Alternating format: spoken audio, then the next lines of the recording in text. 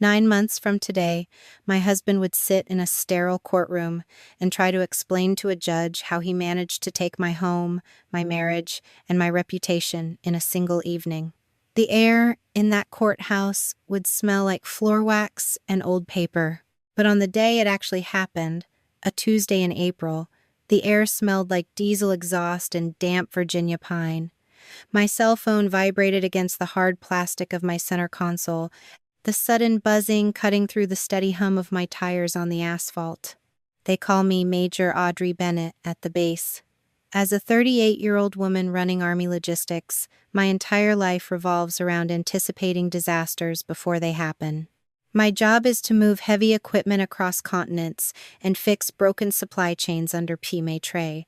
I am trained to look for patterns that do not belong. But I completely miss the pattern forming inside my own house. The screen of my phone lit up with a new message from Grant, the man I had been married to for 8 years. The text read, "Don't be late tonight. Mom has a surprise." My jaw tightened as I read the words. Grant and his mother, Constance, had been asking a lot of uncomfortable questions lately. They kept bringing up the trust fund my late aunt had set up for my daughter.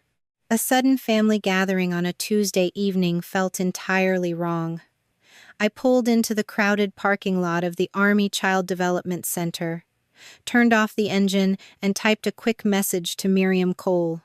Miriam was the independent trustee managing the account, a sharp woman who did not tolerate nonsense. I wrote, "Grant is asking about the trust again. Could you stop by if you are nearby?" I put the phone away and walked inside the brick building to pick up Lily. My 22-month-old daughter was playing quietly in the corner with a set of wooden blocks. I lifted her into my arms, inhaling the sweet smell of baby lotion and graham crackers clinging to her cotton shirt. I strapped her into her rear-facing car seat, double-checking the buckles the way I always did, and started the drive to our suburban Virginia home. The first thing I noticed when I turned onto our quiet, tree-lined street was the vehicles. 5 extra cars were parked tight against our driveway and along the curb. I recognized my sister-in-law's blue sedan and an uncle's heavy-duty truck. Nobody had mentioned a dinner party. I parked my vehicle, unbuckled Lily, and settled her onto my hip. I walked up the concrete path to our front porch. The heavy oak door was completely unlocked. Grant was usually obsessed with neighborhood security, checking the deadbolts every single night before bed. Today, the front door swung open with a light push. The house was unnervingly quiet for a place filled with people. I stepped into the foyer. The faint metallic smell of hot ink drifted down the hallway from the home office. Our laser printer had just finished running a heavy job. I walked into the living room and froze in my tracks. 12 members of the Bennett family were seated in a wide semicircle around the coffee table. Nobody stood up to greet us. Nobody smiled or waved at Lily. They just sat in total silence, staring at me. I shifted my weight, pulling my daughter a little closer to my chest. Then I saw the electronics. 2 cell phones were propped up on the bookshelves like makeshift security cameras. A third phone rested against a framed photograph on the mantel. Its camera lens pointed directly at the spot where I was standing. Constance sat right in the center of the room, folding her hands neatly in her lap. The woman who had welcomed me into this family 8 years ago now wore a tight, practiced smile. She announced, "This is a family intervention." Grant stepped out from the hallway, his eyes avoiding Lily completely. My husband walked straight to the coffee table, picked up a crisp white envelope, and slammed it down onto the glass surface. The sharp smack made my daughter flinch against my collarbone. He looked me dead in the eyes and said, "She is not mine." The air in the room seemed to vanish. My hands went instantly cold, the chill seeping into my fingertips. The man I loved was looking at me, declaring in front of his entire family that our child was a complete stranger. He knew exactly where to strike to cause the most damage. For months he had complained about my busy training schedule. Constance had dropped quiet, passive-aggressive hints about military mothers spending far too much time away from their families. Now they were turning my demanding career into a public accusation of infidelity. I did not scream. I did not drop my heavy bag. My military training took over, narrowing my focus to the physical object resting on the table. I looked down at the piece of paper spilling out of the envelope.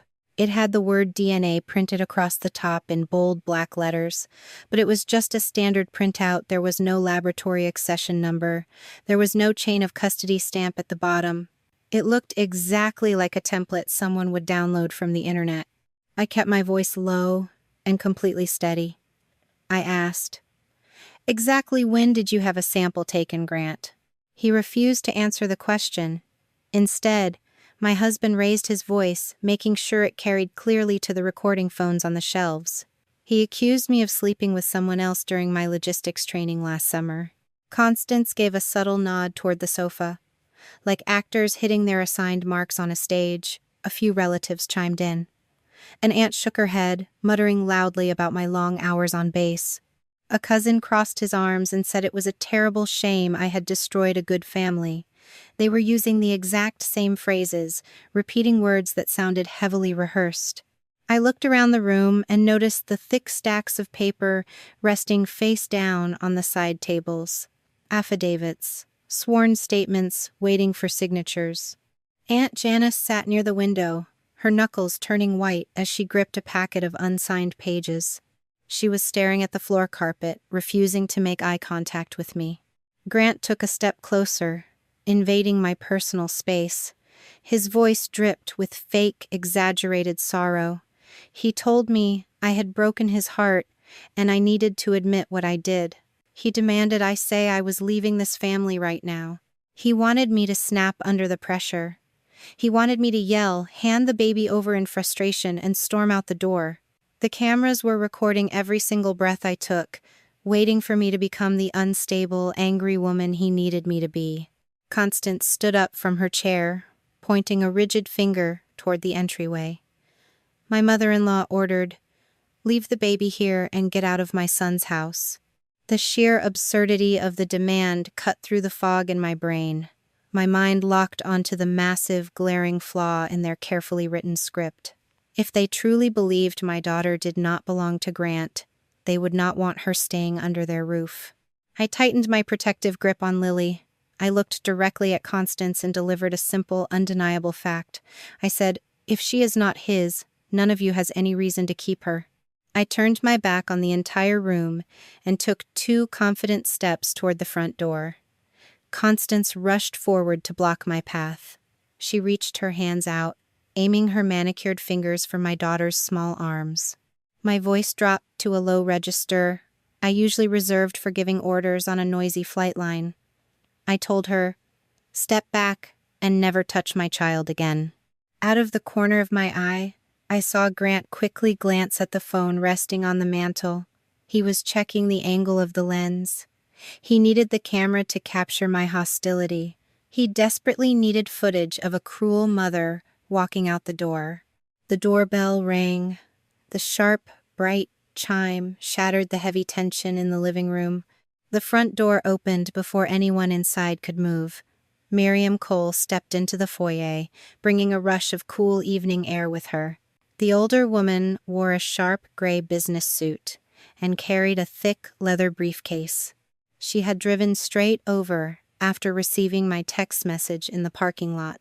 Miriam froze in the entryway. She had heard Constance demanding that I leave the child behind. The trustee looked at me, holding Lily tightly near the door, and then she turned her attention to Grant. All the color drained from my husband's face. Miriam was the independent authority. She held the absolute keys to a nearly $2 million account in Lily's name. She was the absolute last person Grant wanted walking into his staged production. Miriam did not raise her voice. She did not ask why everyone was yelling.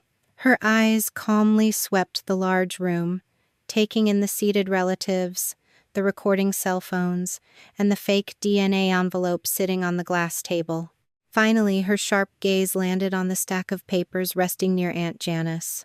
A single sheet of paper had slipped out from the neat pile. It rested face up under the warm glow of a reading lamp. Miriam walked over, completely ignoring Constance's loud protests, and looked down at the document. It was the front page of a family court filing. Miriam adjusted her glasses. She looked directly at Grant and asked a very simple, devastating question. She asked him why an emergency custody petition was drafted and dated 2 full days before he supposedly discovered a DNA test. Grant opened his mouth, but no sound came out. I looked past Miriam to the paper on the table.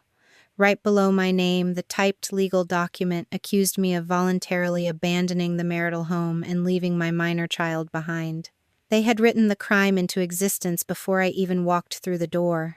Miriam tapped the thick paper with her index finger, reading the false accusation aloud for the silent room to hear.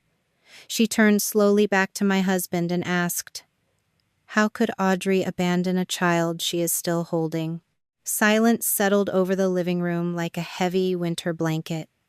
Miriam kept her index finger pressed against the court filing on the glass table. Grant swallowed hard, the sharp movement visible in his throat. He told Miriam this was a private family matter and asked her to leave his house. The older woman did not flinch. She adjusted her glasses and explained that since Lily possessed a heavily funded trust, and since these documents clearly aimed to alter the child's living situation, she had a legal fiduciary duty to intervene. Miriam ordered everyone in the room to step away from the table. She stated clearly that no one was to move, tear, or hide a single piece of paper. My phone was still gripped tight in my right hand. I raised the device and began taking photographs. The camera shutter clicked rapidly in the quiet room. I captured the fake DNA envelope. I photographed the exact placement of the recording cell phones on the shelves. I framed wide shots of the relatives sitting frozen in their chairs. While my husband stood paralyzed by Miriam's authority, Aunt Janice quietly folded her unsigned statement in half. The older woman slipped the thick paper into her leather purse and looked away from me. I did not stay to argue about a house I paid half the mortgage on. I needed my daughter out of that hostile space. Keeping Lily balanced on my hip, I dialed the local precinct on the non-emergency line and requested a civil standby. A polite dispatcher assured me a patrol car would wait at the end of the block just to document my safe departure. Packing took less than 10 minutes.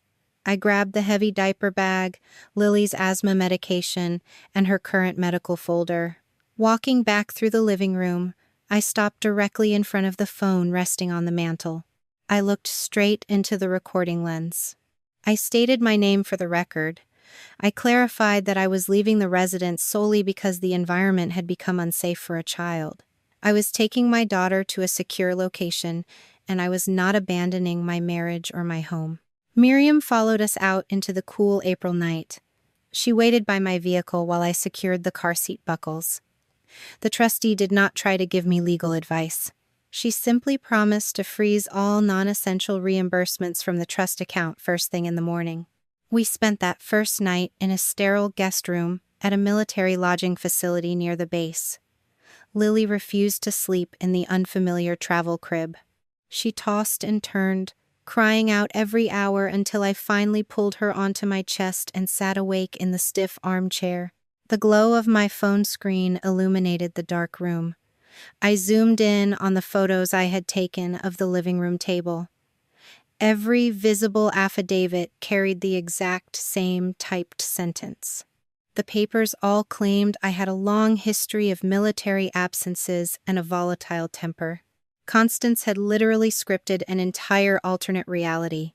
I rested my chin against Lily's warm head, a wave of profound guilt washing over me. I managed million-dollar logistics for the Army, yet I had somehow missed my own husband bleeding my child's trust account dry. Morning brought cold coffee and a devastating email from the local family court system. Grant had officially filed his emergency custody petition just as the courthouse opened.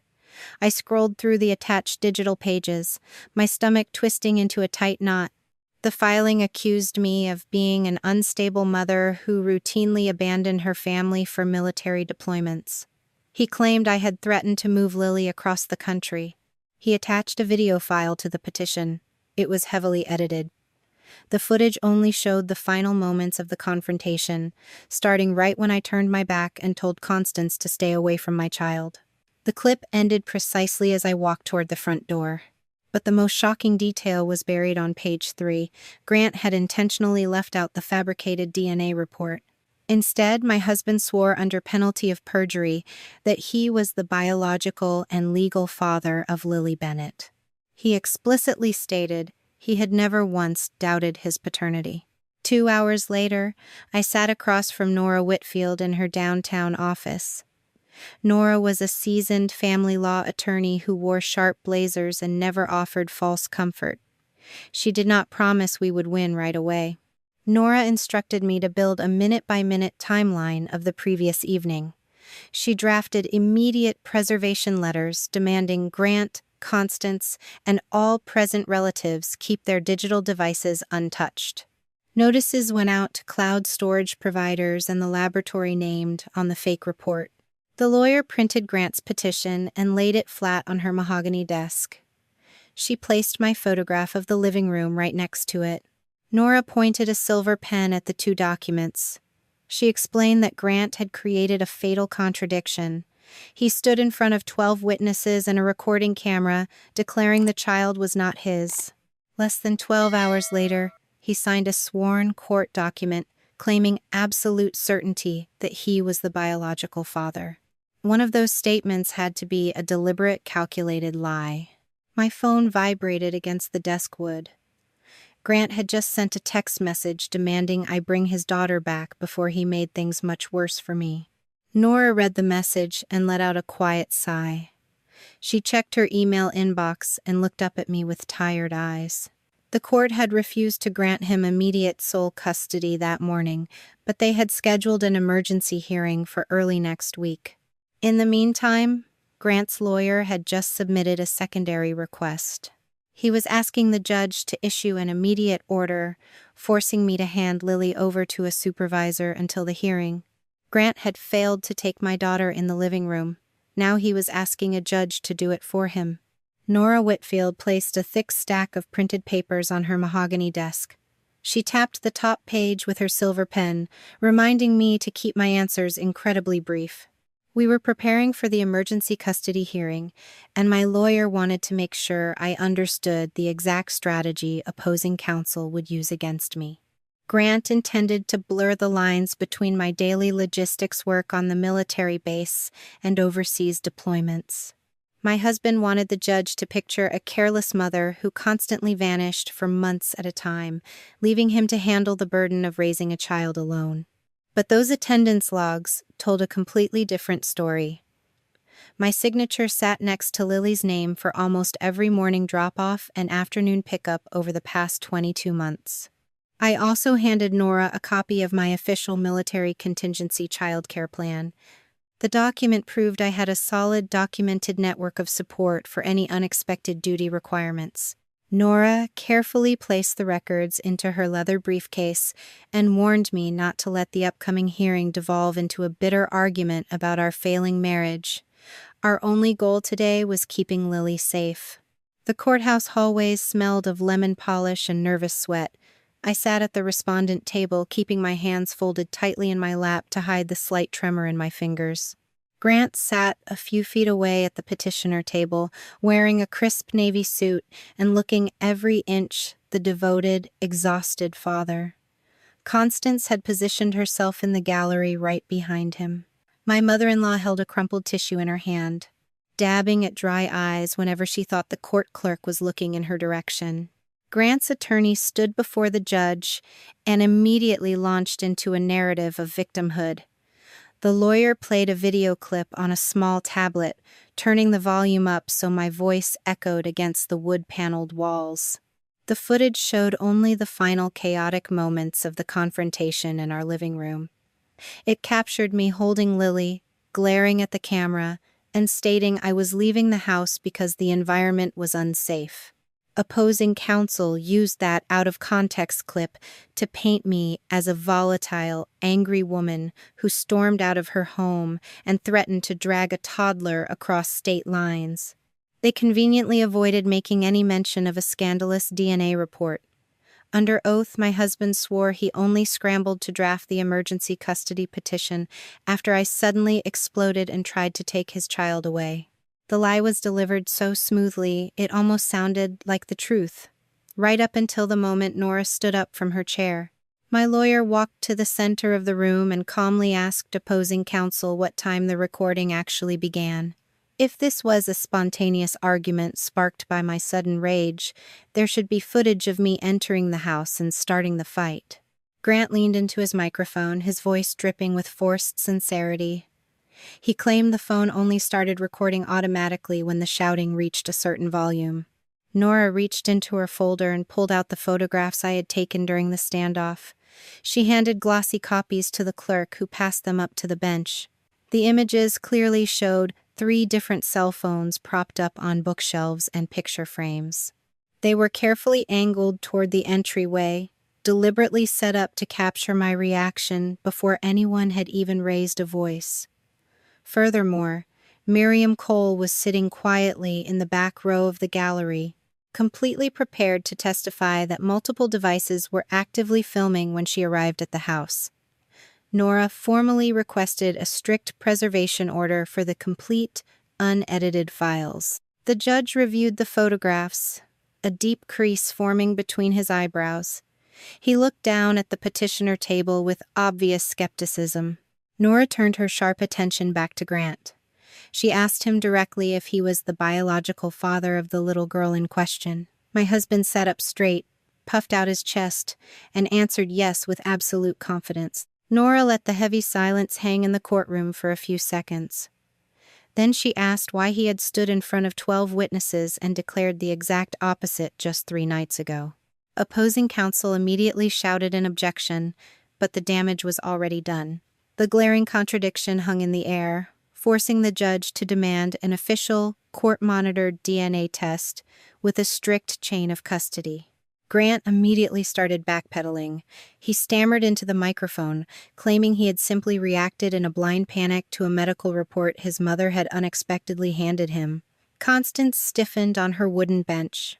The older woman stared at the back of her son's head, suddenly realizing he was perfectly willing to drag her directly into the center of the fraud to save himself.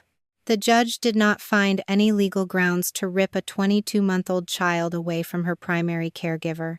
He ordered temporary physical custody to remain with me, firmly preserving the status quo.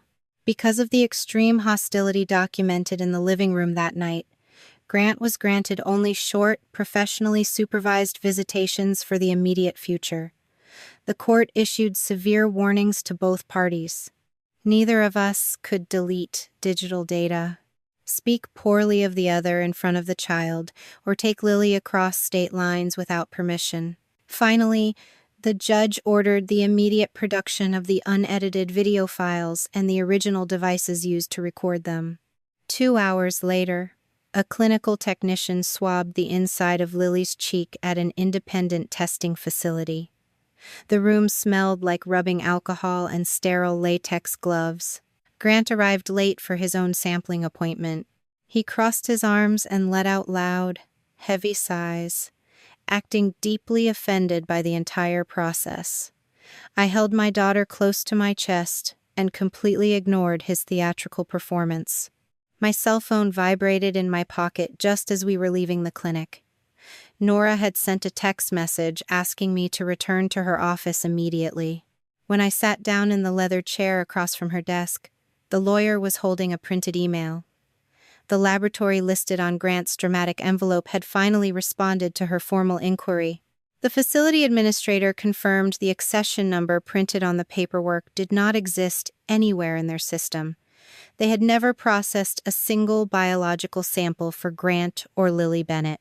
Nora set the paper down on the desk and looked me right in the eyes. Someone did not misread a DNA test, Audrey. Someone manufactured one. The official results arrived 3 days later in a heavy manila envelope. Nora handed me the document across her mahogany desk, watching my face closely as I broke the seal.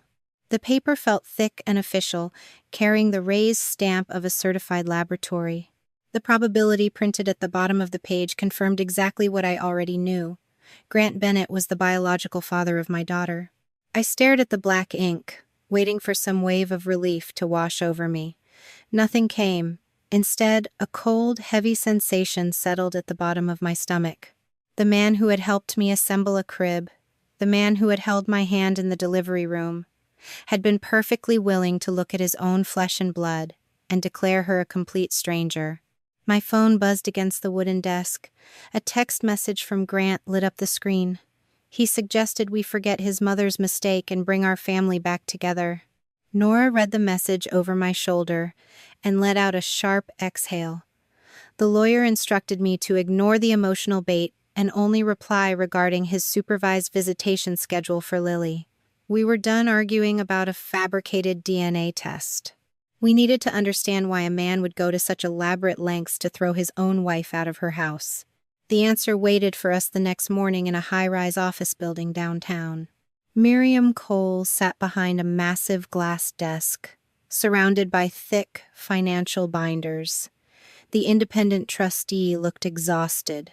She motioned for me to take a seat, poured a glass of ice water, and opened the thickest ledger in the center of her workspace. Miriam managed the trust fund my late aunt had established for Lily. The arrangement was designed to be completely secure. I did not have direct access to the capital, and Grant could not touch a single dime simply by possessing physical custody of our child. Miriam held sole discretionary authority over the money.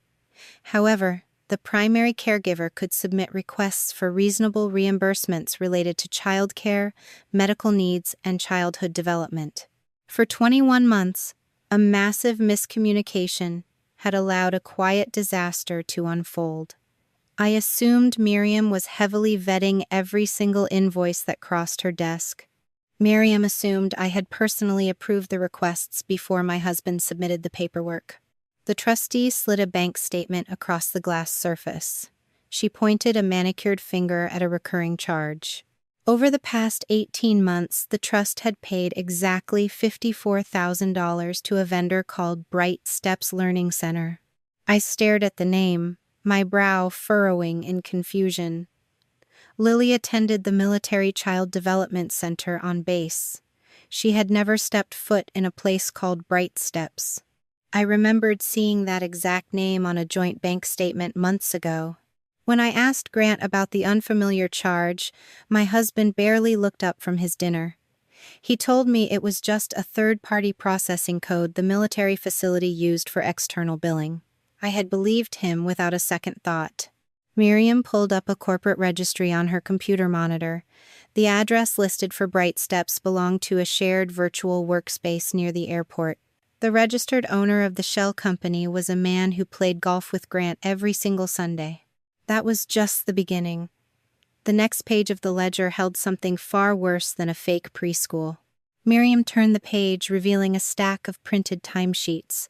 They were caregiver reimbursement forms, formally requesting hourly wages for private child care.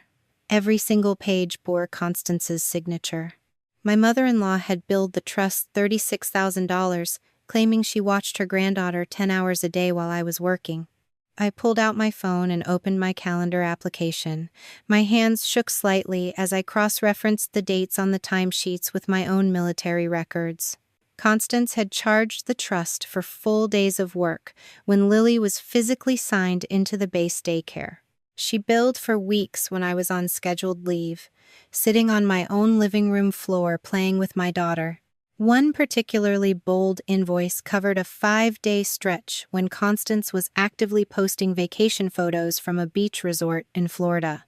The fraudulent claims kept piling up, painting a horrifying picture of systematic theft. 2 separate medical and developmental invoices accounted for another $41,400. The receipts described specialized equipment and therapy services my child had never received. Finally, Miriam showed me 2 massive invoices for home renovations. The paperwork claimed the construction was required for child safety purposes, totaling $55,000. Both payments were routed directly through a contracting company, owned by the same golfing buddy who managed the fake daycare. The total amount stolen over 21 months reached exactly $186,400. Every single dollar eventually circled back to Grant. Miriam traced the outgoing funds from the shell companies directly into accounts holding massive credit card balances. My husband had taken out huge cash advances and funneled thousands into offshore online gambling platforms. He was drowning in quiet debt, using his own daughter's legacy to keep his head above water. I sat back in the leather chair, struggling to draw a full breath. The pieces of the puzzle violently snapped together in my mind. A month ago, I had sent Miriam a casual email asking to clarify a minor daycare charge on a quarterly statement. That simple question had triggered an automatic requirement for a comprehensive annual audit. Grant had received the official notice in the mail. He knew a forensic accountant would start tearing through the invoices the very next week.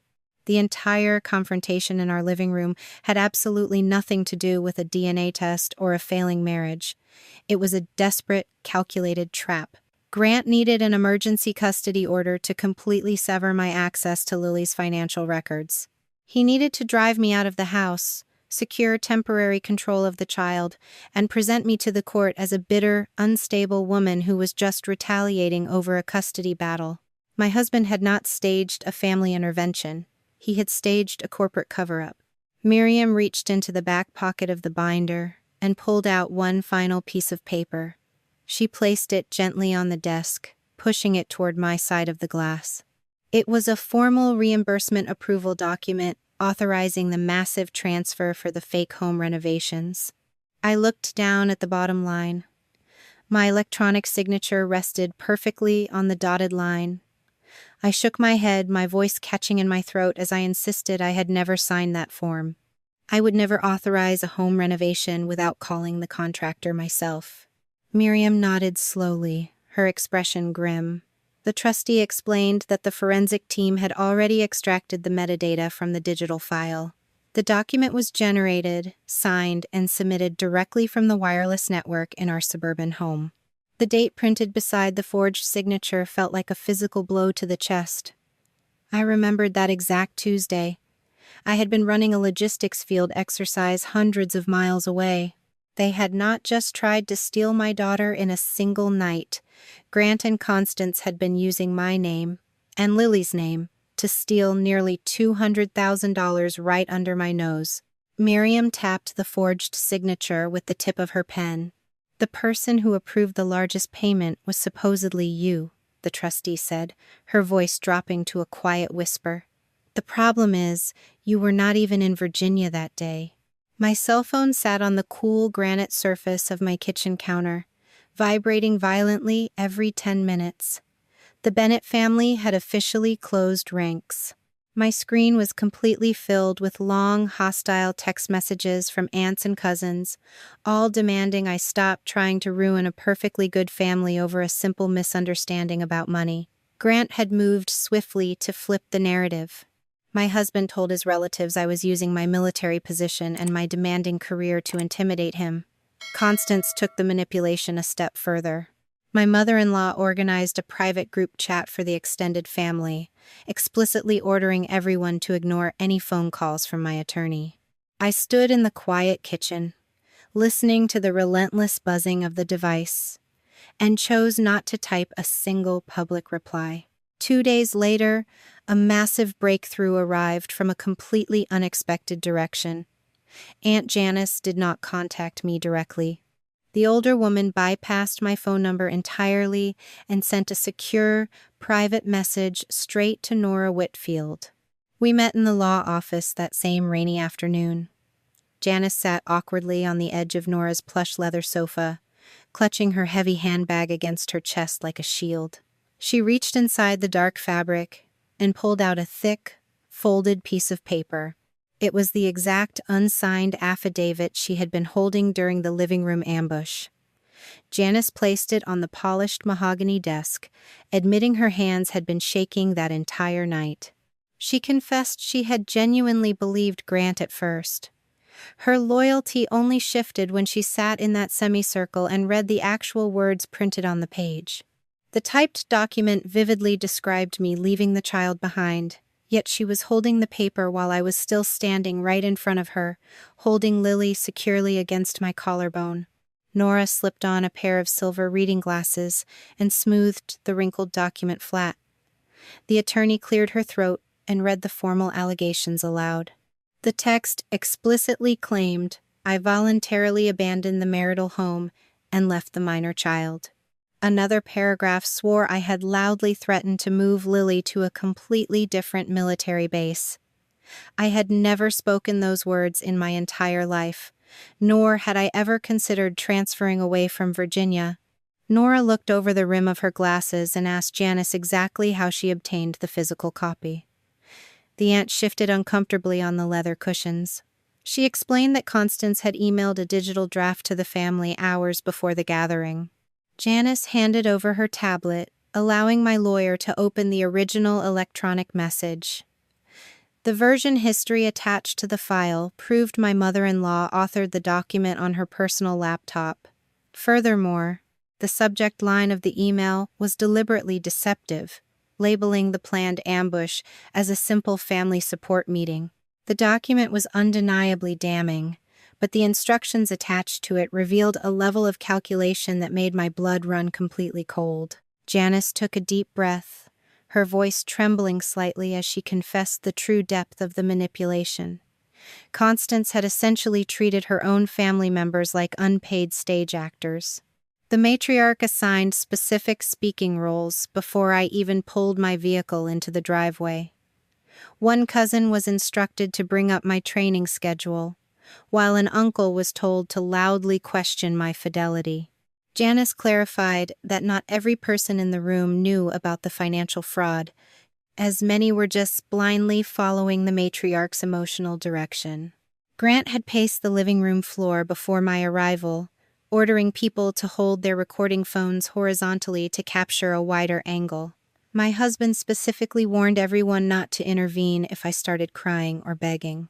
Janice recalled Constance standing by the front window, adjusting the collar of her sweater and delivering a chilling promise to the room. The older woman had smiled confidently and said that once I walked out the door, the court would finally see who the stable parent truly was. A sharp, bitter ache settled deep behind my ribs. These were people who had eaten Thanksgiving dinner at my dining table. Some of them had rocked Lily to sleep when she was a fussy infant. They knew I would never abandon my daughter, yet they sat in those chairs and played their assigned parts perfectly. Nora noticed my rigid posture and offered a quiet word of grounding logic. The attorney reminded me that we did not need a full family consensus to win this battle. We only needed hard, irrefutable evidence for the judge. That simple truth fundamentally shifted something inside my chest. For 8 years, I had exhausted myself trying to prove I was worthy of the Bennett family name. Sitting in that quiet law office, hearing how easily they had turned on me, I made a silent and permanent decision. I would never ask for their approval or their belief ever again. I thought the scripted living room was the absolute bottom of their depravity. Then the digital discovery process unearthed a message that proved their conspiracy stretched far beyond the state of Virginia. 2 weeks later, the family court ordered a mandatory exchange of electronic records. Nora spent an entire weekend combing through the massive data dump provided by opposing counsel. She called me back into the office on a bright Monday morning, pointing her pen at a newly printed email chain. Constance had cast a very wide net while recruiting her false witnesses. The digital timestamp showed a message sent to Harold Bennett exactly 36 hours before the living room confrontation. Harold was Grant's uncle, a retired mechanic who lived out of state and had not visited our Virginia home in nearly 3 years. The email contained a very familiar attachment. Constance had sent Harold the exact same affidavit, completely pre-filled with the false narrative about me voluntarily abandoning the marital home. Since the event had not even happened yet, she was asking a man hundreds of miles away to verify a future crime. Constance wrote a highly manipulative note in the body of the email, begging Harold to apply his electronic signature as a respected elder family member who understood my alleged pattern of instability. She did not claim he was a direct witness to the night in question, but she desperately needed his authoritative name on the legal paperwork to overwhelm the judge. Nora flipped to the second page of the packet, revealing Harold's direct reply. The old man had typed a blunt, aggressive response. He stated he was not present in the house, had absolutely no idea what was going to happen on Tuesday night, and flatly refused to sign a sworn statement regarding an event he could not witness. The written refusal was a massive victory for our side. It established undeniable proof of premeditation and forgery attempts. Constance had actively tried to solicit a fraudulent signature from across the country to bolster a fabricated storyline. However, the most sickening detail was how my mother-in-law handled the rejection. According to additional text messages recovered from the family group chat, Constance had brazenly lied to the rest of the relatives. She proudly announced to the local family members that Harold had completely confirmed my mental instability.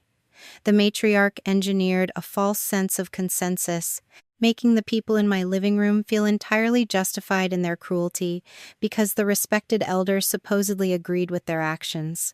Nora closed the thick evidentiary folder and leaned back in her chair. The lawyer asked Janice one final, crucial question regarding the physical setup of the room that night.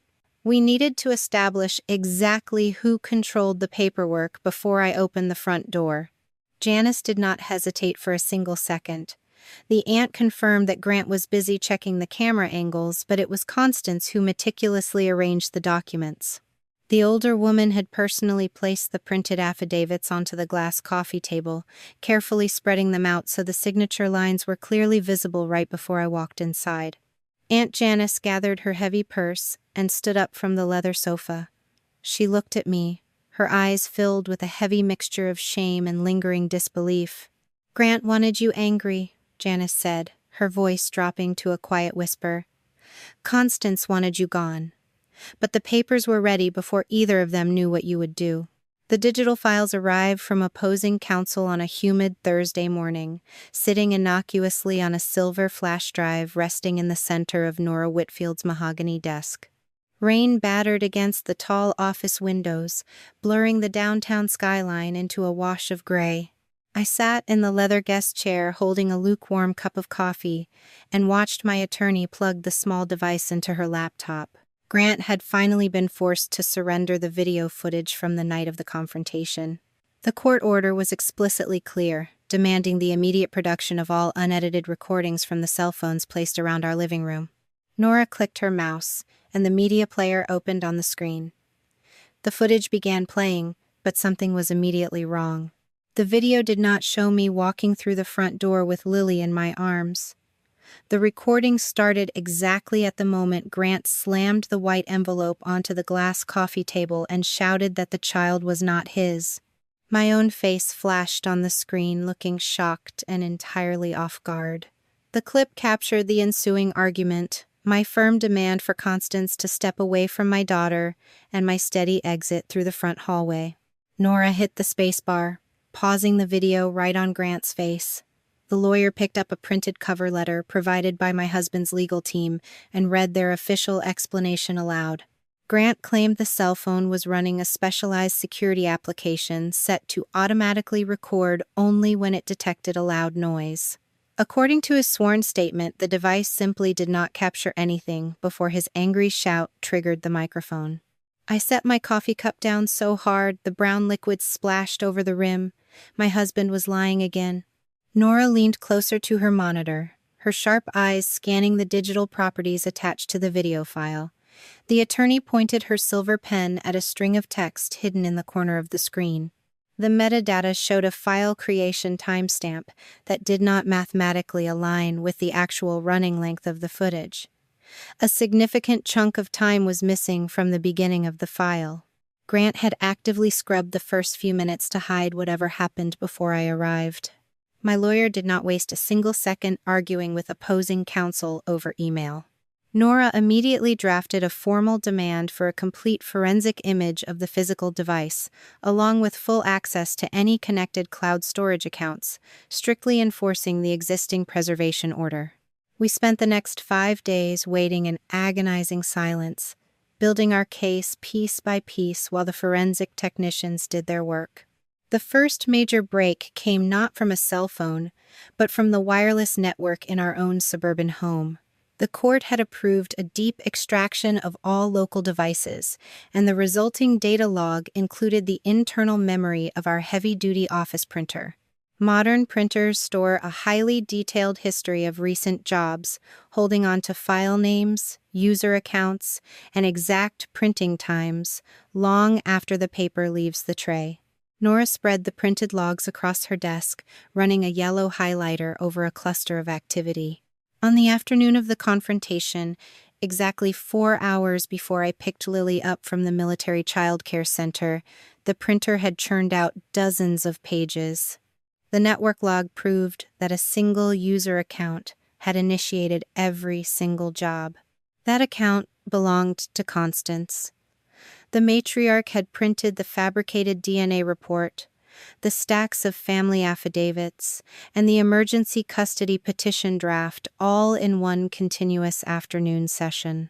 The file name for the medical document actually contained the word edit, completely destroying any illusion that it was an official laboratory result. Furthermore, the custody petition draft carried a creation date from 2 full days prior to the living room gathering.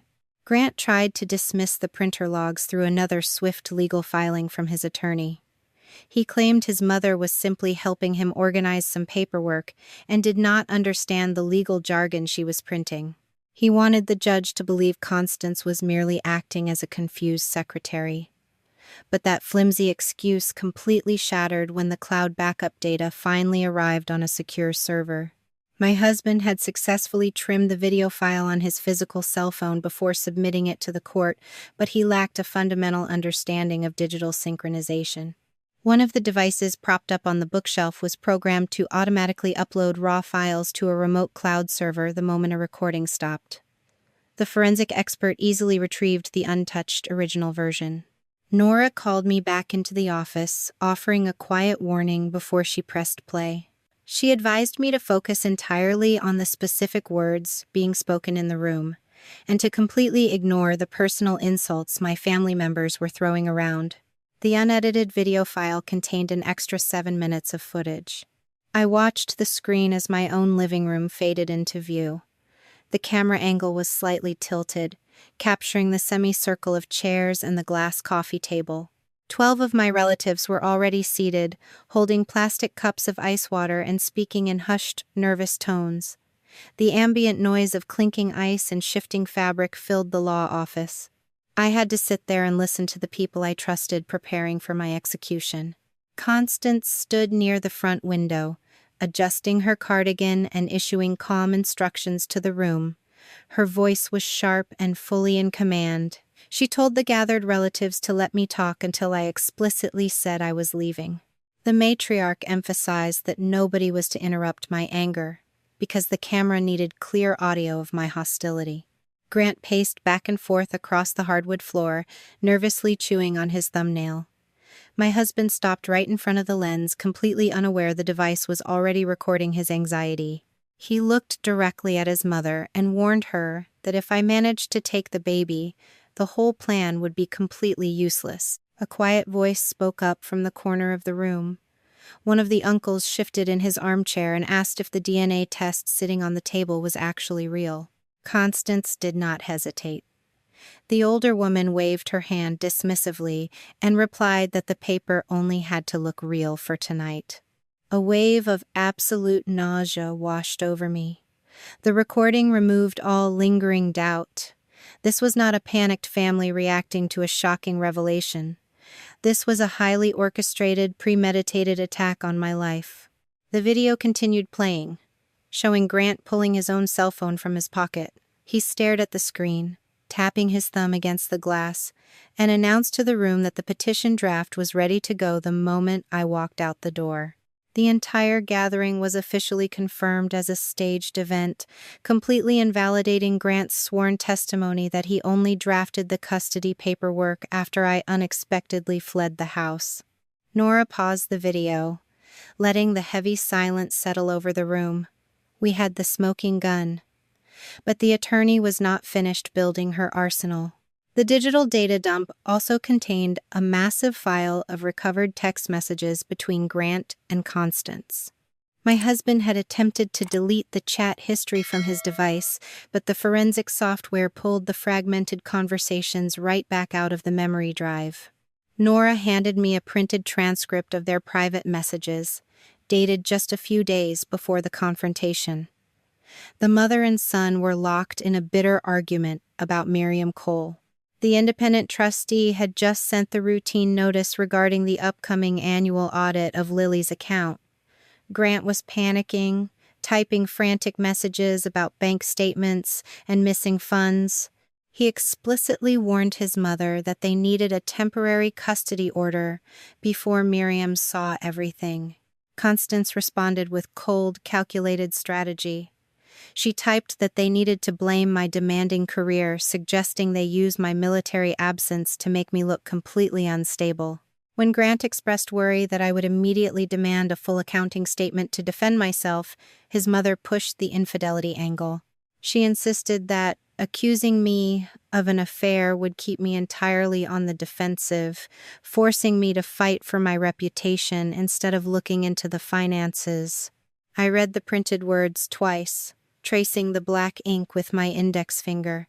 The entire nightmare was finally laid bare. Nora stood up and walked over to a large white board mounted on the office wall. She picked up a black marker and began drawing a clear, undeniable timeline of cause and effect. First, Miriam sent the audit notice. Second, the fabricated DNA file was created on the laptop. Third, the false affidavits were emailed to the relatives. Fourth, the custody petition was drafted with my name on it. Fifth, Grant sent the text message telling me his mother had a surprise. Sixth, the staged confrontation took place. Seventh, the video was intentionally edited. Finally, the petition was filed with the court. I stared at the board, seeing the rigid structure of a military campaign. Grant and Constance had not simply told a few random lies to win an argument. They had deployed a coordinated tactical strike against a mother and a child, using the family court system as their primary weapon. Every single document, every whispered instruction, and every deleted message served one singular goal. They had to remove me from the house to protect their stolen money. The final text message in the transcript anchored the entire conspiracy. Nora circled the words with a red pen, ensuring the motive was impossible to ignore. Grant had written to his mother, stating clearly that Miriam was starting the audit next week and they needed Audrey out before then. I closed my eyes, taking a long, slow breath. The sheer exhaustion of the past few weeks suddenly gave way to a sharp, brilliant clarity. My husband had spent 8 years assuming I would always prioritize keeping the peace over fighting a war.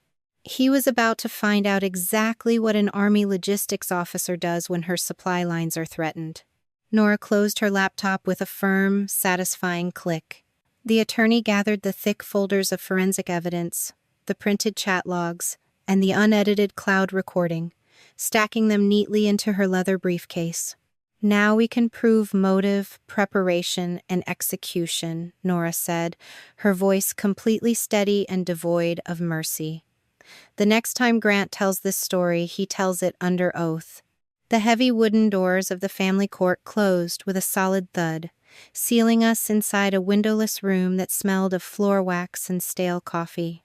I sat straight in my leather chair, keeping my hands folded tightly on the respondent table.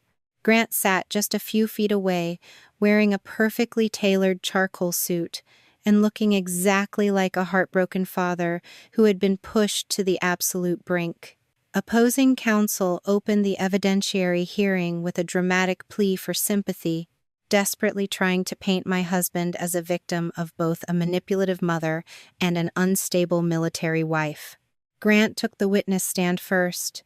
He gripped the edges of the wooden box, his voice trembling slightly as he delivered his final, desperate version of the truth. My husband swore under oath that he had genuinely believed the medical report Constance handed him that night. He claimed he was completely blinded by emotional agony, reacting purely out of sudden pain when he yelled at me in the living room. He explicitly denied having any prior knowledge about the pre-written affidavits or the emergency custody petition. According to his carefully rehearsed testimony, he only filed those legal documents because I had violently stormed out of the house and threatened his daughter. His attorney tried to build a massive wall between the trust fund and the custody dispute, arguing that any financial misunderstandings had absolutely nothing to do with Lily's immediate safety. Grant stepped down from the stand, looking incredibly satisfied with his performance. He clearly thought he had survived the worst of the storm. He was completely wrong. Nora Whitfield approached the center podium, her silver heels clicking sharply against the polished floor. My attorney began by entering the official court-ordered DNA results into the permanent record, mathematically confirming Grant was the biological father of my child. She did not pause for dramatic effect. Nora immediately pivoted, holding up a certified letter from the laboratory named on the initial envelope. The lab administrator had submitted a sworn affidavit stating the accession number on Grant's document did not exist. The facility had never processed a sample for anyone in the Bennett family. Nora asked my husband to explain how a completely fabricated document ended up in his hands. Grant shifted uncomfortably in his seat, his eyes darting toward the gallery where Constance sat. He quickly blamed his mother, insisting she had acquired the paper, and he had simply trusted her judgment. My attorney reached into her file and produced a printed email. She asked the court clerk to hand the document to the witness. Nora pointed out the digital timestamp, proving Constance had emailed the fake file directly to Grant a full day before the confrontation. The subject line of the email clearly contained the word edit. Grant swallowed hard, the movement highly visible in his throat. He stammered into the microphone, claiming he had opened the attachment on his phone but did not read the details carefully. He was clinging desperately to the illusion of ignorance. Nora did not let him breathe. She moved straight to the emergency custody petition he had filed the morning after the ambush. The lawyer projected a digital forensic report onto the courtroom monitor. The metadata extracted from our home network proved the petition draft was created 2 days prior to the living room event. Opposing counsel loudly objected, but the judge overruled him instantly, demanding the witness answer the question. Grant wiped a bead of sweat from his forehead. He claimed he only drafted the paperwork early as a precaution, just in case my temper flared and I tried to do something dangerous. Nora leaned against the podium and asked him a very simple, devastating question. She wanted to know how he could possibly draft a legal document accusing his wife of voluntarily abandoning her child, a full 48 hours before she even walked through the front door. Grant could not answer. The court caption and the specific accusation of abandonment had existed long before I ever picked Lily up from the daycare center. The silence in the courtroom grew incredibly heavy, but my lawyer was just getting started. Nora requested permission to play the unedited cloud backup video obtained through digital discovery. The judge nodded, and the audio from our living room filled the quiet court. The recording did not start with shouting. It started with Constance instructing everyone to wait until I said I was leaving, proving the entire gathering was a calculated setup. Then, Grant's own voice echoed off the wood-paneled walls. The speaker crackled slightly, as my husband explicitly stated that if I took the baby, the whole plan was useless. All the color drained from Grant's face. The man sitting on the witness stand realized the entire room was listening to him orchestrate a trap. The audio continued playing, capturing an uncle asking if the DNA test was real. Constance's recorded voice replied smoothly, assuring the relatives that the paper only had to look real for tonight. Miriam Cole and Aunt Janice took the stand shortly after the video finished. Both women delivered brief, undeniable corroboration. Miriam confirmed that when she walked into the foyer, I was holding Lily securely and trying to leave a hostile environment safely. Janice confirmed the affidavits were laid out on the glass table long before I ever arrived. The narrative Grant had built about a spontaneous, angry mother fleeing her home was completely destroyed. The custody trap was officially dismantled, but the judge still needed to understand exactly why a family would go to such elaborate, criminal lengths just to remove a mother from her own house. Miriam Cole returned to the witness box, carrying her thick, financial binders. The independent trustee presented the preliminary findings of the trust audit, laying out the massive scope of the fraud. She explained how the scheduled audit created a strict, unavoidable deadline for Grant. Miriam detailed the shell vendor company, the $54,000 in fake daycare invoices, and the fraudulent home renovation requests bearing my forged electronic signature. Grant's attorney jumped up, waving his hands and arguing frantically that financial disputes belonged in a civil court, not a family custody hearing. The judge stared down from the bench, his expression turning to absolute stone. He informed opposing counsel that exploiting a child's legacy to cover personal debts and then weaponizing the family court system to hide that exploitation was highly relevant to a parent's fitness. Grant realized the judge was connecting the money directly to his custody rights. Panic finally set in. My husband abandoned his mother completely, testifying that Constance had generated all the caregiver invoices on her own and he had no idea she was billing the trust for days she spent on vacation. Nora walked back to her desk and pulled out a stack of bank routing logs. She handed them to the clerk, tracing the exact flow of the stolen funds. The money from the fake caregiver timesheets did not stay in Constance's bank account. The cash moved in a circle, landing directly in Grant's primary checking account, where it was immediately used to pay off his massive online gambling debts. The judge had seen enough. He struck his gavel against the wooden block, silencing the remaining arguments from opposing counsel.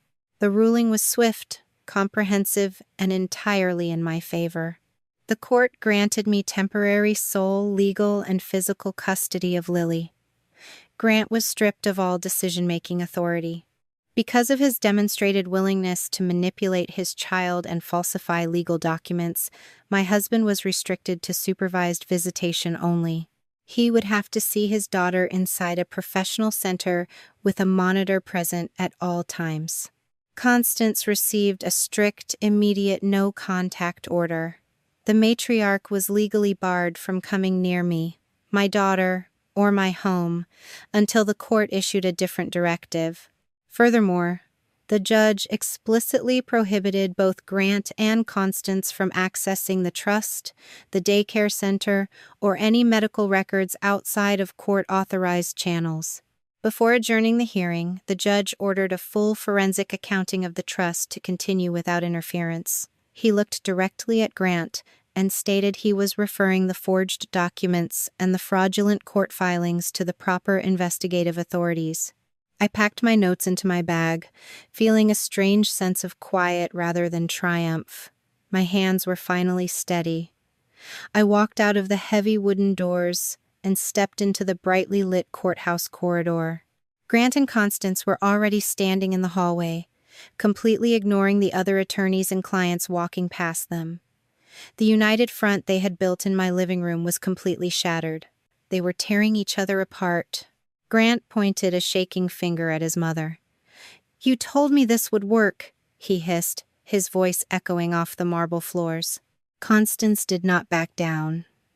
The older woman glared at her son, her perfectly styled hair catching the harsh fluorescent light. "You were the one who needed the money," she snapped back, refusing to carry the blame alone. I did not stop to listen to the rest of their argument. I kept walking toward the exit, my flat shoes clicking softly against the tile. As I passed the corner near the elevators, I noticed a man in a rumpled suit standing quietly by the wall. The man stepped forward and approached Miriam Cole. He reached into his coat pocket, pulled out a white business card, and handed it to the trustee. He introduced himself as an investigator, stating calmly that he wanted to ask a few questions about the reimbursement request. The official visitation report sat on the passenger seat of my car, catching the warm afternoon sunlight. The thick paper smelled faintly of industrial copier toner. I traced the staple in the top corner, carefully reading the clinical observations typed by the court-appointed monitor. Grant had finally seen his daughter for the first time in 3 weeks. He met Lily inside a sterile, brightly lit room at the county supervision center. I was not required to be present for the exchange, and I stayed far away, parked in a crowded coffee shop lot 2 miles down the road. According to the printed notes, my husband brought a large stuffed elephant decorated with a pink ribbon, but he did not spend his limited hour playing on the carpet with his child. Instead, Grant cornered the supervisor near the exit door. He spent 45 minutes interrogating the social worker, demanding to know if I had been speaking poorly about him at home. He wanted to know if Lily seemed traumatized by my supposed anger and instability. The monitor documented every single frantic question, noting that the visiting father prioritized his own reputation and the ongoing legal case over interacting with the toddler sitting quietly on the floor. Grant had not learned a single thing from the judge's stern warning. He was still desperately trying to control the narrative, completely blind to the fact that his audience had stopped believing his act. That absolute blindness was about to become his greatest liability. My cell phone chimed against the center console, pulling my attention away from the visitation paperwork. Nora Whitfield had sent a brief text asking me to stop by her office before heading back to the military base. When I walked into the familiar mahogany-paneled room, my attorney was holding a crisp piece of legal stationery. The thick letterhead belonged to a high-priced defense firm across town. Constance had officially hired her own legal counsel, completely severing her representation from her son. Nora offered me a glass of ice water, her expression tight with thinly veiled disgust. She explained that my mother-in-law was quietly offering a backroom deal. Constance promised to provide a sworn statement to the criminal investigator, completely detailing how Grant had forced her to participate in the financial fraud. She would testify that he intimidated her into printing the fake documents and sending the emails. In exchange for this testimony, the matriarch wanted me to voluntarily drop the strict no-contact order and allow her regular, unsupervised visits with Lily. A cold, heavy knot formed directly behind my ribs. After everything that happened in my living room, the woman still viewed my child as a convenient bargaining chip. She thought she could trade a criminal confession for access to my daughter. I set the water glass down, the ice clinking sharply against the crystal. I told Nora to reject the offer immediately and absolutely. We were not going to negotiate with a woman who had tried to erase me from my own family just to cover up a theft. Nora smiled a genuine, quiet smile, noting that a month ago I might have considered compromising just to end the exhausting conflict. Now I felt nothing but cold, unshakable resolve. I did not need to trade my daughter for evidence, because the financial records were already doing the talking for us. The forensic audit had officially concluded that morning. Miriam Cole forwarded the final comprehensive accounting report directly to the investigator, and Nora had secured a copy for our custody file. The accountant laid out a meticulous paper trail of absolute greed. Bright Steps Learning Center was definitively exposed as a ghost entity. The corporate address belonged to a deserted strip mall near the interstate, and the associated bank account funneled $54,000 straight to Grant's golfing partner. But the caregiver invoices submitted by Constance were even more damning than the fake daycare. Investigators seized the matriarch's personal laptop, discovering the exact digital spreadsheet template used to generate the weekly timesheets. Constance had not simply signed papers Grant put in front of her. She meticulously calculated the hours, factoring in my military duty schedule, and created the fraudulent invoices herself. The stolen funds moved in a deliberate, highly coordinated circle. The trust account paid Constance, and Constance immediately transferred 80% of that money into Grant's private checking account. The missing funds did not go toward household necessities or emergency expenses. The forensic accountant tracked the expenditures with brutal clarity.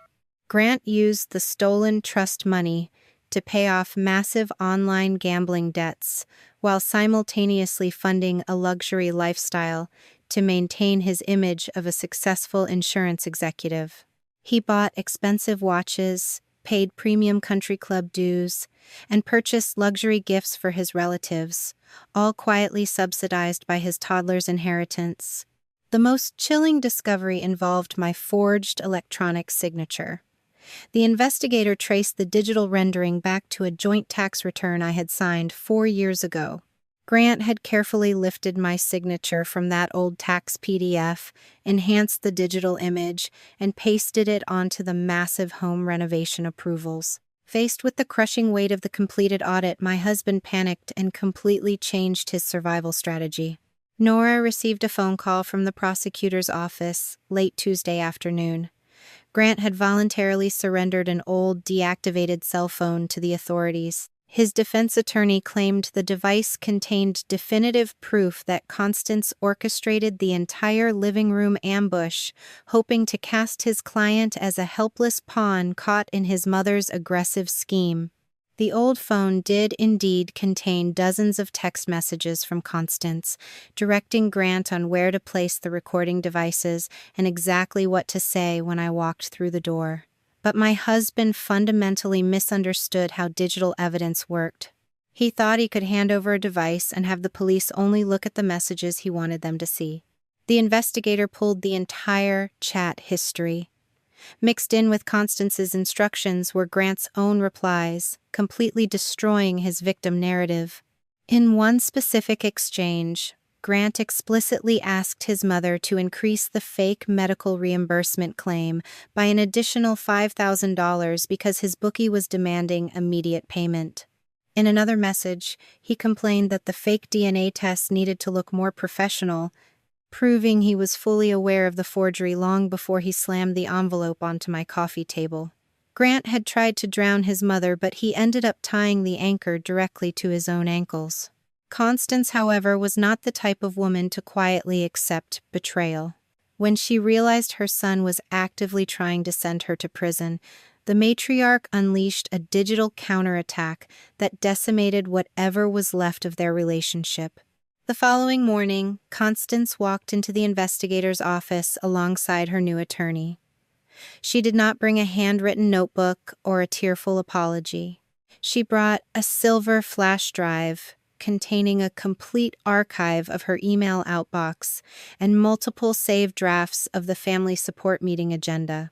Constance told the authorities she had only drafted the initial documents because Grant threatened to permanently cut her out of Lily's life if she refused to help him secure the trust money. To prove her son's malicious intent, she handed over the Microsoft Word files. The digital documents contained a feature Grant had clearly never understood. Track changes had been running quietly in the background of the software. The revision history painted a devastating picture of collaborative malice. Constance had indeed created the original framework for the humiliation, assigning the speaking roles to the aunts and uncles. But the bright red text of the revision logs showed Grant actively escalating the legal danger. The keyboard strokes connected to my husband's user profile proved he was the one who added the specific command to prevent me from taking Lily. Grant was the author who carefully deleted the phrase stating, "I left the house," explicitly replacing it with the exact legal terminology claiming I voluntarily abandoned the marital home. The mother and son were locked in a desperate race to the bottom.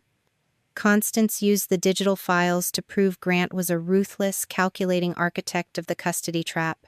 At the exact same time, the document properties embedded in those very files proved Constance was the originator of the plot, completely dismantling her desperate claim that she was just a frightened, bullied old woman.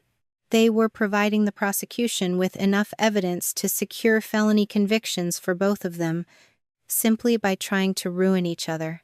I sat in Nora's office, listening to the rain beat steadily against the window pane, and felt a profound sense of quiet closure. I did not have to fight the Bennett family anymore. They were doing the heavy lifting for me. The attorney closed her laptop and rested her hands on the desk. She informed me that Grant's defense lawyer had officially reached out to the prosecutor, desperately trying to negotiate a formal plea agreement.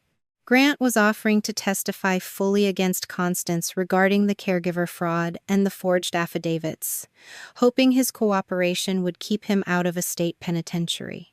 I looked at Nora, my voice completely steady, as I asked if his cooperation would actually help him avoid jail time. Nora shook her head slowly. She explained that while early cooperation might slightly reduce a sentence, the prosecutor already possessed the bank records, the sworn perjury in the family court petition, and the unedited video footage. No amount of finger-pointing could erase the sheer volume of paper Grant had personally signed. Right at that moment, the office telephone rang. Nora answered the call, her eyes widening slightly as she listened to the voice on the other end of the line. She pressed a button on the console, placing the call on speakerphone so I could clearly hear Miriam Cole. The independent trustee sounded almost amused. Miriam reported that Constance's defense attorney had just contacted the investigator with a matching proposition. The matriarch was offering to surrender every single financial record, email chain, and printed receipt in her possession, in exchange for extreme leniency and a guarantee she would not serve time behind bars. They had built their entire fraudulent empire on the concept of absolute family loyalty. They had expected me to fold under the pressure of their united front, assuming I would simply walk away from my home and my daughter to avoid a public scandal. Now, facing the cold reality of criminal prosecution, the very foundation of their alliance had completely crumbled. The only thing either of them wanted was to be the first one to betray the other. Several months of legal battles had passed, transforming the sterile, high-pressure environment of the courthouse into a strange, recurring rhythm of my daily life. I had finally established a stable, predictable routine for Lily. She attended a new daycare center that prioritized security and parent communication, and I successfully managed my military responsibilities by relying on a vetted, reliable support network I had built from the ground up. My career did not suddenly become a cinematic success story. I was still exhausted, often rushing to manage unexpected scheduling conflicts, but for the first time in 2 years, the environment felt honest. Grant had finished his initial round of court-mandated supervised visitations. He spent every single hour at the center pushing the boundaries of the no-contact rules. During each session, he arrived with extravagant, expensive toys that were completely inappropriate for a 2-year-old, clearly intending to make himself the favorite parent through material bribery. He constantly tested the supervisor, trying to send subtle messages through the monitor, asking the staff if I was telling Lily that her father was a bad man. He remained fixated on the litigation, obsessed with controlling the narrative rather than meeting his daughter's basic developmental needs. Grant's legal team requested a special hearing, once again begging the judge for a modification of the custody order. They asked for joint legal custody and the right to unsupervised visitation. My husband sat in the courtroom, head bowed, his shoulders hunched in an elaborate display of remorse. He told the judge that he had lost his job, his reputation, and his status in the community, and he insisted that all of his past actions were merely a temporary lapse in judgment caused by the stress of a failing marriage. He looked at me from across the aisle, his eyes wide and watery, claiming I was using the court to punish him for our private domestic breakdown. Nora stood up, her movements fluid and calm. She did not raise her voice, yet every word cut through the tension in the room. She began by asking Grant to identify exactly when he had finally decided to tell the truth. She asked him to clarify the timeline of his honesty. Was he speaking the truth when he stood in my living room and told 12 people his daughter was not his child? Was he speaking the truth when he swore under oath that he had never doubted his paternity? Was he being honest when he claimed the emergency petition was drafted in a panic after I fled the house, despite the undeniable metadata proving he had written it days before the event took place? Grant opened his mouth to offer another rehearsed explanation about his overwhelming panic, but Nora silenced him with a single, sharp motion of her hand. She reminded the judge that panic does not result in the meticulous creation of shell vendors, the systematic forging of 21 months of financial invoices, or the coordinated recruitment of relatives to commit perjury. She highlighted that the fraudulent activity was not a one-time mistake made in the heat of a marital fight. It was a sustained, calculated campaign of theft that lasted for nearly 2 years. I took the stand, feeling the weight of the judge's gaze as I spoke. I did not deliver a long, emotional speech about my military service or the sacrifices of a mother. I spoke directly about the facts. I told the court that Grant did not lose his custody rights because of a DNA report. He lost them because he transformed his own daughter into a financial instrument. He lost them because he had orchestrated a coordinated effort to tear a nursing mother away from her child, all while using the family court system to conceal a massive ongoing fraud. I admitted that I was a military officer who occasionally had to travel for training, but every single day of my absence was backed by a verified logistical plan for my daughter's care. On the night of the confrontation, the only person who had tried to force Lily to stay behind without her mother was Grant Bennett. The judge deliberated for less than 20 minutes. The final custody order was definitive. I was awarded sole legal custody and primary physical custody of Lily. Grant was restricted to supervised visitation even after he served his eventual criminal sentence. He was required to attend a rigorous program of court-mandated therapy and show complete compliance with all restitution requirements before the court would even consider a future review.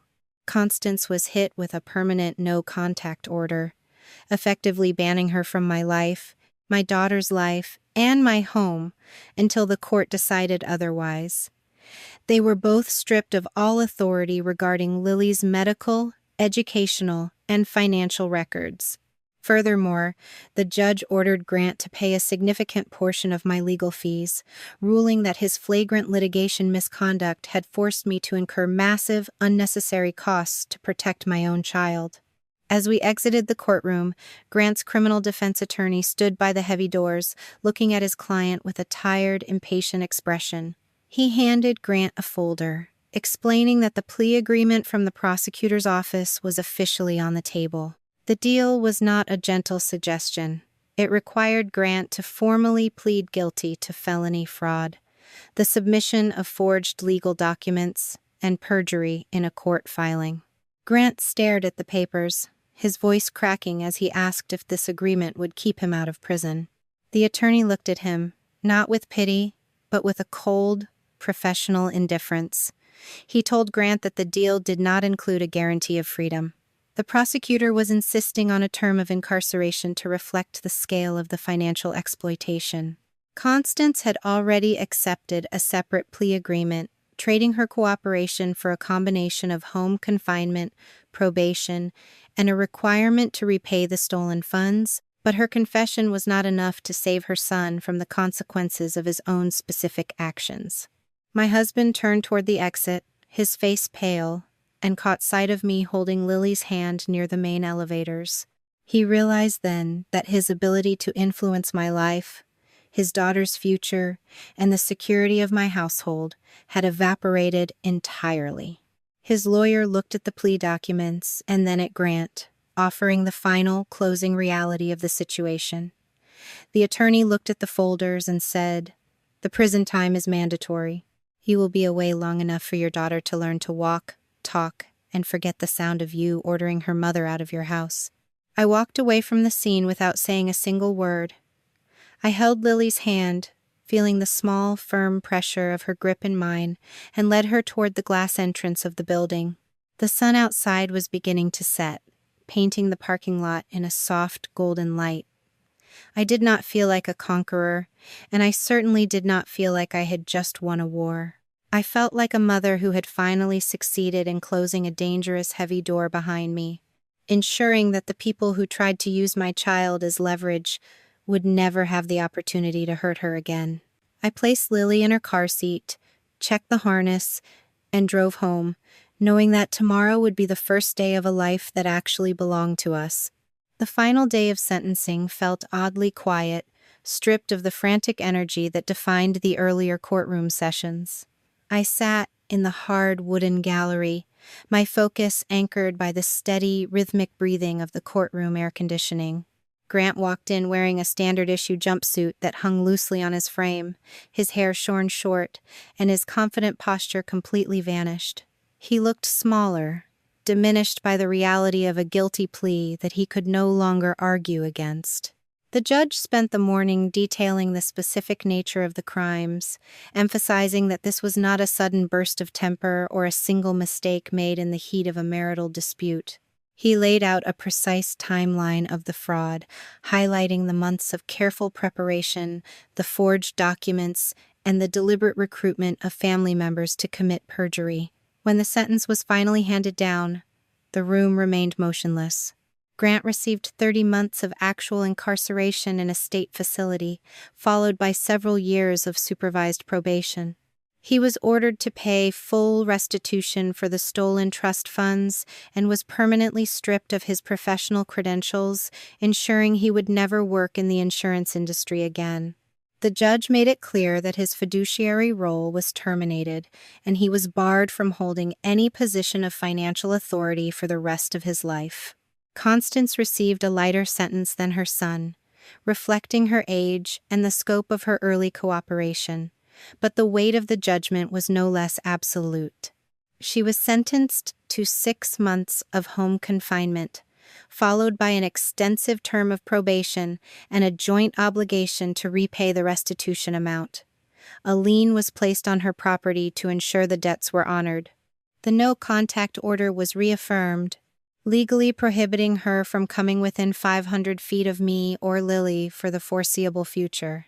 She would never again be permitted to represent herself as a caregiver to the trust, nor could she approach my daughter's school or medical records to create more lies. As the proceedings concluded, I felt the heavy tension that had held my shoulders rigid for months finally start to dissolve. The Bennett family was no longer a monolith of power. The relatives who had stood in that living room, filming me with their phones, now avoided my gaze as they filed out of the courtroom. The illusion of their collective authority was gone, shattered by the public record of their own roles in the conspiracy. Constance lost the one thing she valued above all else: the ability to call the family together and force them to accept her manufactured version of reality. I walked out into the bright afternoon, the sharp smell of rain on the pavement replacing the sterile, dusty odor of the courthouse. My financial team had already begun the long, tedious process of restoring the trust fund, working alongside the forensic accountants to untangle the web of Bright Step shell companies. The fake daycare was officially shuttered, its existence erased from the corporate registry, and the various fraudulent claims were being systematically removed from the record. Miriam Cole met me near the entrance, her expression soft and genuinely relieved. She confirmed that the trust would be restored, according to the court's timeline, and she had established a new, bulletproof verification system for every future reimbursement request. I chose not to manage the fund personally, delegating those decisions entirely to Miriam to ensure that my daughter's inheritance remained untainted by the ghosts of the past. Before leaving the courthouse grounds, I had one final, unexpected encounter. Grant was being escorted to a waiting transport vehicle near the side exit. He stopped, looking at me with an expression that shifted between lingering anger and genuine confusion. He muttered that he had only committed one mistake, as if the last 2 years could be condensed into a single slip of the tongue. I reached into my bag, pulled out a copy of the fake DNA report, and placed the paper on the hood of the parked vehicle between us. My voice remained calm, stripped of the rage he had spent months trying to provoke. I listed the reality of his choices, keeping my tone level as I looked him in the eyes. I told him he had created a plan, he had manufactured legal documents, he had recruited witnesses to lie under oath, and he had actively begged a judge to finish the destruction he started in our living room. Constance was standing a few feet away, escorted by her own defense team. She tried to interject, her voice rising in a thin, desperate pitch, claiming that Lily was still her granddaughter and deserved to know her blood relatives. I did not let her finish. I told her that the night she pointed at the door and told me to leave my daughter behind, she permanently stopped treating Lily like a granddaughter. She had treated my child like leverage, and in doing so, she forfeited every claim she had to a place in our lives. I did not wait for them to argue. I walked toward my vehicle, leaving them behind on the concrete, already fading into the background of a chapter that was finally closing. I drove to the Child Development Center, the familiar route feeling entirely different under the fading light. Lily was waiting in the lobby, her small face lighting up the moment she saw me walk through the door. I scooped her up, feeling her arms wrapped tightly around my neck, and the simple weight of her against me grounded my entire world. The long road ahead would not be perfect, and the scars of these past months would take time to heal, but for the first time in years, the future belonged to us. I buckled her into her car seat, ensuring the straps were secure, and checked the rearview mirror as I pulled away. I was the one who had walked out of that house with my daughter in my arms, and I was the one who would lead her into a life where the truth was no longer something to be hidden. Grant had spent every day trying to prove I was the kind of mother who could leave her child behind. In the end, the record showed the truth of who we both were. I was the one who carried her out into the light, and I was the one who had ensured she would never have to live in the shadow of their lies again. When you walk away from a life built on someone else's terms, the silence that follows can be more deafening than any argument.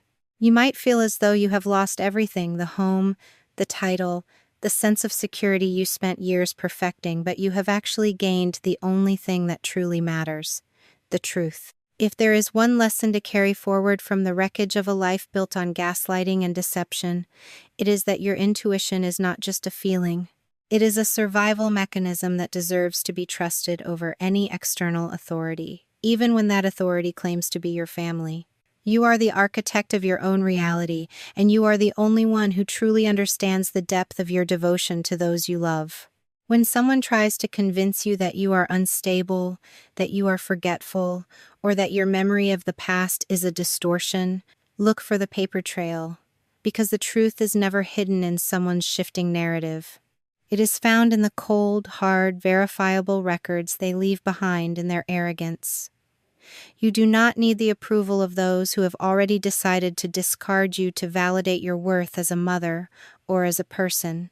True strength is not found in the loudness of your reaction or the intensity of your anger, but in the quiet, methodical discipline of protecting your own boundaries until the smoke clears.